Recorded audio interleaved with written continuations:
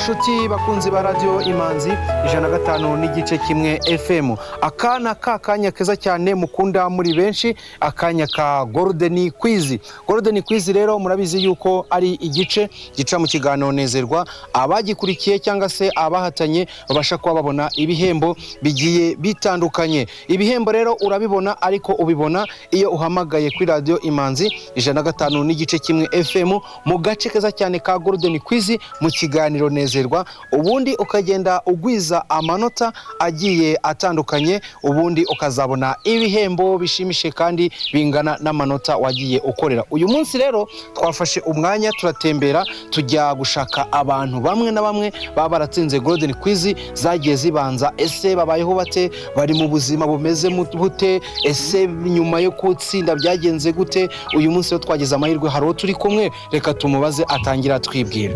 Murakoze, amazina yanjye nitwa Tuyishime Confiance, uzwi ku izina rya Kofi w'Intarabana.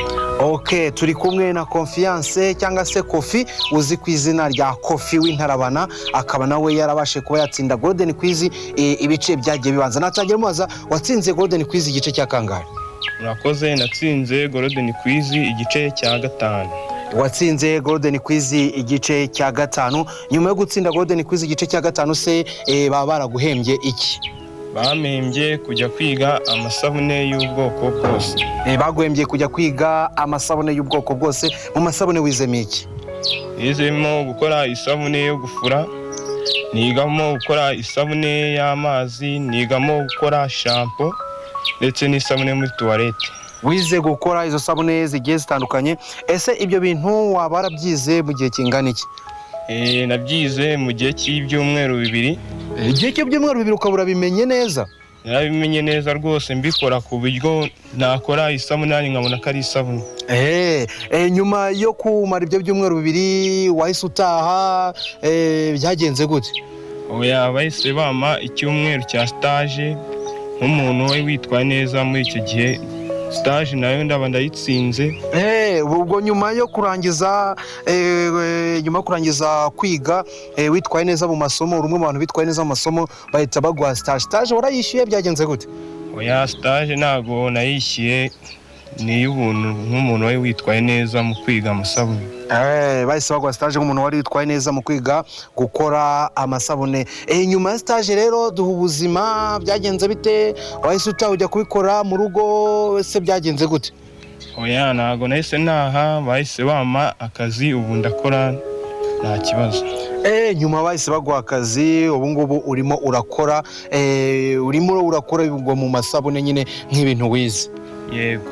Urumva ko ni byiza. Murumva rero yuko abantu babashije kuba baragize amahirwe bakabona kuba bararihiwe bakiga, ko harimo abagiye bagira amahirwe yo kubona akazi. Minsi yashize twagiye tubaganiza watsinze Golden Quiz igice cya 2 bita Kwizera, nawe yatuganizaga yuko nawe yagize amahirwe akaba nawe yaritwaye neza, ubu ngubu nawe akaba afite akazi. Tuzongera tumusure aho yagiye gukorera kugira ngo nawe tumubaze ese bimeze bite, dore yuko haba haciyeho iminsi myinshi.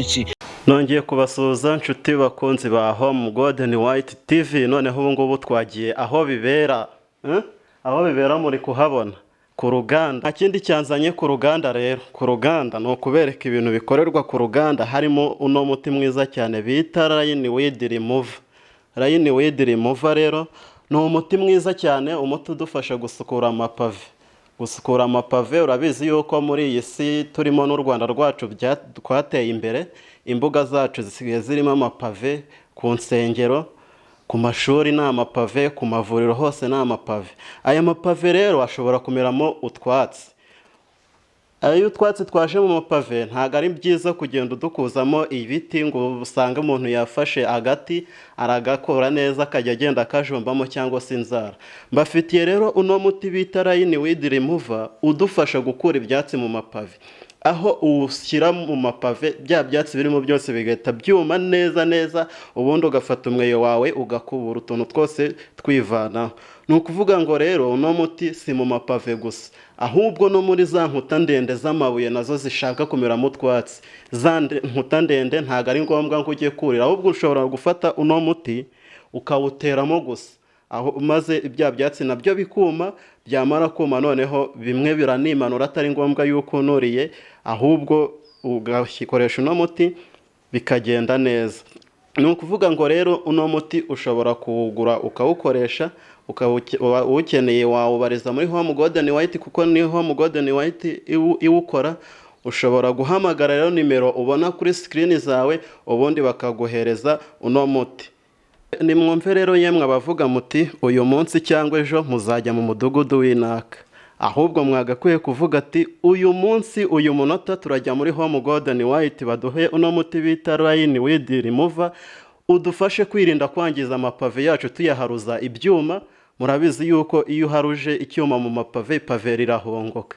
Kuvuga ngo rero muhamagare nimero ya Home Golden White badufashe kubona uno muti, kandi ushobora kuwubona ahantu waba uri hose.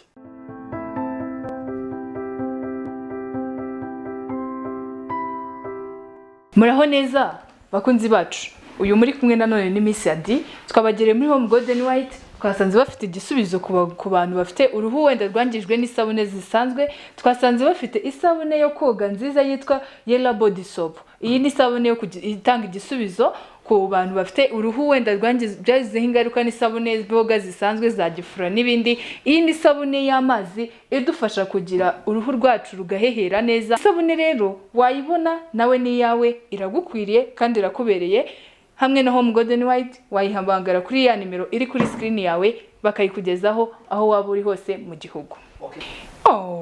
Home Golden White ubaye igisubizo ku Banyarwanda. Use Yellow Body Soap every day. Isabune nziza, uruhu rwawe ruhehereye. na Home Golden White. Hamagara 078 19 18 540.